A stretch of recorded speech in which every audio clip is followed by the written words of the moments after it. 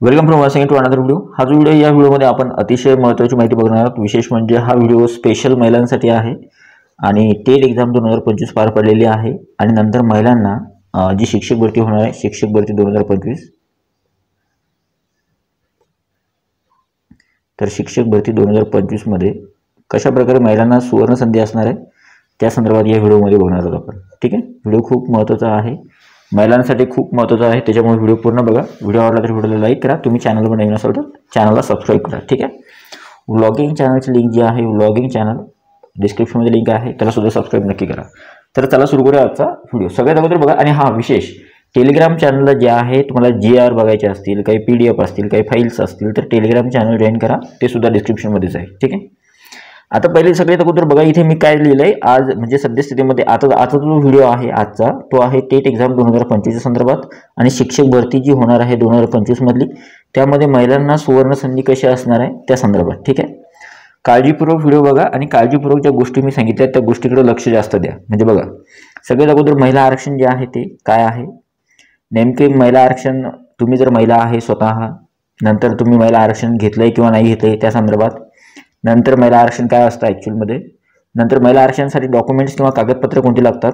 ठीक आहे, तुमच्याजवळ ते डॉक्युमेंट्स आहे किंवा नाही, नसेल तर काय, जर समजा डॉक्युमेंट नसतील म्हणजे वैध डॉक्युमेंट जे असतं किंवा व्हॅलिड डॉक्युमेंट जे असतं ते जर नसेल, समजा तुम्ही महिला आरक्षणाला येस केलं आहे पण तुमचे डॉक्युमेंट्स नाही आहे, मग त्यावेळेस काय आणि कोणत्या जागांसाठी तुमचा कोणकोणत्या जागांसाठी तुमचा विचार होतो हे बघणार आहोत आपण आजच्या या व्हिडिओमध्ये। ठीक आहे, व्हिडिओ खूप महत्त्वाचा आहे। ठीक आहे, तर सगळ्यात अगोदर मी इथे एक जाहिरात सुद्धा घेतली बघा, इथे या साईडला मी एक जाहिरात लिहिली आहे। ॲक्च्युअलमध्ये जाहिरात लिहायला खूप मोठी होती, मला एवढं लिहायचं नव्हतं, मला फक्त तुम्हाला महिलांच्या ज्या जागा आहेत त्या संदर्भात सांगायचं आहे, नंतर जनरलच्या ज्या जागा आहेत त्यासाठी सांगायचं आहे, आणि नंतर आपल्या ज्या कास्ट होत्या SC ST NTA BCD NTA NTB NTC NTD SBC OBC EWS SCBC open आणि एकूण। ठीक आहे, तर एक जाहिरात घेतली मी, एक नॉर्मल जाहिरात, कशा प्रकारे तुम्हाला फायदा होतो ते सुद्धा सांगतो। नंतर GR जो आहे, GR काय सांगतो तुम्हाला तुमच्या संदर्भात, महिला आरक्षणाच्या संदर्भात एक GR आहे 4 मे 2023चा, त्या संदर्भात सुद्धा बघूया आणि महिलांचे विचार कुठे कुठे होतो ते सुद्धा बघणार आहोत। ठीक आहे, तर बघा स्टार्ट करूया। सगळ्यात अगोदर पहिली गोष्ट म्हणजे महिला आरक्षण काय असतं। ठीक आहे, आता ज्या ॲक्च्युअलमध्ये महिला आहेत, ठीक आहे, ज्या महिला आहेत तर ज्यांना शासकीय कोणत्याही एखाद्या पदभरतीमध्ये 30% आरक्षण जे आहे ते शासनानं निर्गमित केलेलं आहे किंवा त्यांना ते दिलेलं आहे, त्याच्यामुळं महिलांसाठी ज्या जागा राखीव असतात कोणत्याही एखाद्या पदभरतीमध्ये ते झालं महिला आरक्षण।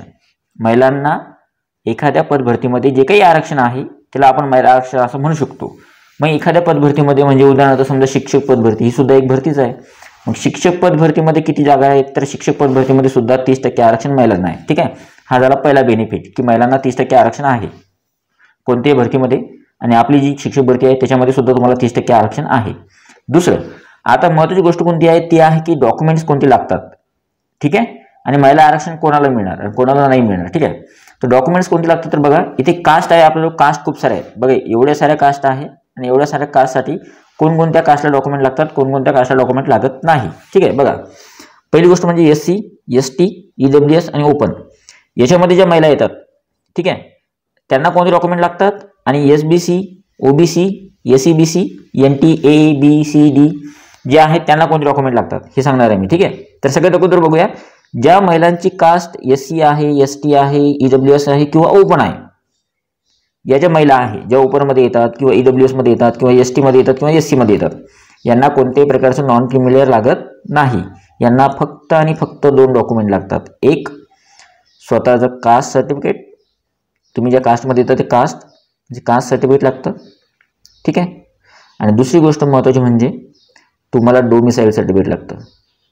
रहिवासी जे असतं, रहिवास संदर्भाचं जे प्रमाणपत्र आहे, तुम्ही कुठले रहिवासी आहात, महाराष्ट्राचे आहात किंवा नाही त्या संदर्भात, तर SC ज्या फिमेल आहे SC female ST female EWS मध्ये येणाऱ्या फिमेल किंवा ओपनमध्ये ज्या फिमेल येतात त्या, एवढ्या ज्या फिमेल आहे या सगळ्यांना फक्त 2 डॉक्युमेंट्स लागतात, कास्ट सर्टिफिकेट स्वतःचं जे असेल ते आणि नंतर डोमिसाईल। ठीक आहे, आता दुसरं बघा, ज्या फिमेल SBC कास्टमध्ये येतात, SBC OBC SCBC NTA BC आणि D याच्यामध्ये येणाऱ्या ज्या फिमेल आहे यांना एक डॉक्युमेंट एक्स्ट्रा लागतं किंवा एक डॉक्युमेंट थोडं शिल्लक लागतं, कोणतं बघा सगळ्यात अगोदर पहिली गोष्ट म्हणजे त्यांना कास्ट तर लागतेच, कास्ट सर्टिफिकेट लागते.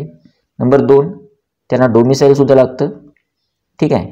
आणि नंबर 3 त्यांना नॉन क्रिमिलियर लागतं. म्हणजे SC/BC, OBC, SC/BC, NTA, NTB, NTC आणि NTD याच्यामध्ये ज्या फिमेल येतात त्यांना NCL लागते आणि ते वैध व्हॅलिड होणार. ठीक आहे. व्हॅलिड जी NCL आहे तेच तुम्हाला लागणार, दुसरं लागणार नाही, म्हणजे दुसरं चालणार नाही. ठीक आहे. मी आता तुम्हाला हे तर सांगितलं, तुम्हाला 2 डॉक्युमेंट किंवा 2 प्रश्न क्लिअर केले तुमचे. महिला आरक्षण म्हणजे काय? कोणत्याही पदभरतीमध्ये महिलांसाठी जे आरक्षण राखीव असतं किंवा महिलांसाठी ज्या जागा राखीव असतात त्याला महिला आरक्षण असं म्हणतो आपण. शिक्षक भरतीमध्ये सुद्धा आहे. 30% जागा तुमच्यासाठी राखीव आहे. कॉंग्रॅच्युलेशन तुमच्या सगळ्यांसाठी. दुसरी महत्त्वाची गोष्ट म्हणजे जे आहे बघा, काय कोणत्या डॉक्युमेंट्स कोणती लागणार आणि कोणकोणत्या कास्टसाठी लागणार. तर SC, ST, EWS आणि ओपन या कास्टसाठी डॉक्युमेंट्स कोणते लागतात? कास्ट सर्टिफिकेट आणि डोमिसाईल लागतं, फक्त NCL लागत नाही. SC/BC, OBC, SC/BC आणि NT टोटल कॅटेगरी ज्या आहेत NTमध्ये येणाऱ्या त्यांच्यासाठी कास्ट, डोमिसाईल आणि NCL या 3 गोष्टी लागतात. ठीक आहे. यांना NCLची गरज नाही बाकीच्या कास्टवाल्यांना. आता बघा, ही जी फिमेल आहे हिचा विचार डॉक्युमेंट्स नसेल तर काय करायचं किंवा डॉक्युमेंट नसेल तर ते सुद्धा सांगतो आणि कोणत्या जागेसाठी विचार होतो ते सुद्धा सांगतो. ठीक आहे. बघा आता एक जे समजा जाहिरात बघितली आपण, ठीक आहे, ही जाहिरात घेतली आपण. या जाहिरातीमध्ये जागा कशा आहेत बघा. सगळ्यात अगोदर प्रवर्ग आहे. इथे प्रवर्ग कसा दिला? SC, ST, NTA, BC, D, SBCच्या काही जागा आहेत, काही OBCच्या आहेत, काही EWSच्या आहेत, काही SC/BCच्या आहेत, काही ओपनच्या आहेत आणि एकूण आकडेवारी दिली. ठीक आहे. या साईडला समांतर आरक्षण आहे. तुम्हाला माहित आहे 2, 3, 4, 5% सर्व समांतर आरक्षण सुद्धा असतं. म्हणजे जनरलच्या किती जागा आहेत, नंतर महिलांचे किती आहे, माजी सैनिक, प्रकल्पग्रस्त, भूकंपग्रस्त, धरणग्रस्त, खेळाडू, अंशकालीन अपंग वेगवेगळे समांतर आरक्षण सुद्धा आहे. ठीक आहे. काही चुकी झाली तर मला माफ करा. ओके. आता इथं काय होते बघा, या ज्या कास्ट आहे या कास्टनुसार जागा येतात. प्रत्येक कास्टच्या एखाद्या जाहिरातीमध्ये प्रत्येक कास्टसाठी जागा येतात. आता थोडक्यात समजा जर आपण जर महिला समजा, ठीक आहे, आपण SCची महिला कन्सिडर करू. एक कोणतीही कास्ट घेऊन आपण कोणती कास्ट घेऊ शकतो, आपण यातली कोणती कास्ट घेऊ शकतो? OBC पण घेऊ शकतो. ठीक आहे. आता टोटल जाहिरातीमध्ये जागा किती आहेत एक बघा बरं. 1846. किती जागा आहे टोटल? 1846 जागा आहे. मला तुम्हाला ही न्यूज सांगायची की महिलांसाठी जागा किती जातात यातल्या बघा. आता समजा आपण 2 फिमेल घेतले होते, की SCची आणि एक OBCची. जर समजा SC कास्टमध्ये जी फिमेल येते, SC कास्टमध्ये जी फिमेल येते तिच्यासाठी जागा कोणकोणत्या ठिकाणी तिचा विचार होतो ते बघा फक्त. सगळ्यात अगोदर तिची कास्ट कोणती आहे? SC. तर SC कास्टमध्ये येणाऱ्या ज्या जागा आहेत त्या जागेसाठी तिचा विचार होणारच. या 47 जागांसाठी, जनरलच्या जागा आहेत 47, या जागेसाठी तिचा विचार होणार. आणि सगळ्यात महत्त्वाचं म्हणजे तिला SCच्या ज्या 30% आरक्षित जागा आहे महिलांसाठी फक्त स्पेशल 43 जागा, या जागांसाठी सुद्धा तिचा विचार होणार. बरं एवढंच नाही, फक्त या 2 ठिकाणी तिचा विचार होणार नाही, म्हणजे SC कास्टमध्ये फिमेलच्या ज्या जागा आहे त्याच्यासाठी तिचा विचार होणार आणि SC कास्टमध्ये जनरलच्या ज्या जागा आहेत त्यासाठी सुद्धा तिचा विचार होणार या 2 ठिकाणी. बरं एवढंच नाही, आता तिची कास्ट कोणती? SC आहे, पण तरी सुद्धा याच फिमेलचा विचार अजून 2 ठिकाणी होणार, ते म्हणजे ओपनच्या जागेसाठी. म्हणजे सगळ्यात अगोदर ओपनमध्ये ज्या फिमेलच्या जागा आहेत त्याच्यासाठी सुद्धा तिचा विचार होणार आणि ओपनमध्ये जनरलच्या जागा आहेत, ओपन कॅटेगरीमध्ये ज्या जनरल जागा आहेत त्याच्यासाठी सुद्धा तिचा विचार होणार. म्हणजे एक जर फिमेल घेतली आपण तर एक जी फिमेल आहे, कॅन्डिडेट किती आहे? कॅन्डिडेट फक्त एक आहे, पण एका कॅन्डिडेटचा विचार 4 ठिकाणी होतोय. किती ठिकाणी होतोय? 4 ठिकाणी तिचा विचार होतोय. कसा बघा, सगळ्यात अगोदर तिची जी कास्ट आहे, उदाहरणार्थ मी समजून सांगतो तुम्हाला डिटेलमध्ये बघा. ओपनच्या जागेसाठी तिचा विचार होणार, ओपनच्या फिमेलसाठी. ओपन कास्टमध्ये ज्या काही फिमेलच्या जागा असतील तिच्यासाठी तिचा विचार होणार. करेक्ट. तिची कास्ट कोणती घेतली आपण? SC. मग मानून चला की SC कास्टमध्ये कॅटेगरीची ज्या फिमेलच्या जागा आहेत त्या सुद्धा तिला जाणार. ठीक आहे. 2 ओपनमध्ये ज्या जनरलच्या जागा आहेत, ठीक आहे, त्या सुद्धा तिला जाणार आणि कॅटेगरीच्या ज्या जनरलच्या जागा आहेत त्या सुद्धा तिला जाणार. म्हणजे तिचा विचार 4 ठिकाणी होणार. ठीक आहे. आता मी तुम्हाला आकडेवारी सांगतो. आकडेवारी बघा कशी आहे.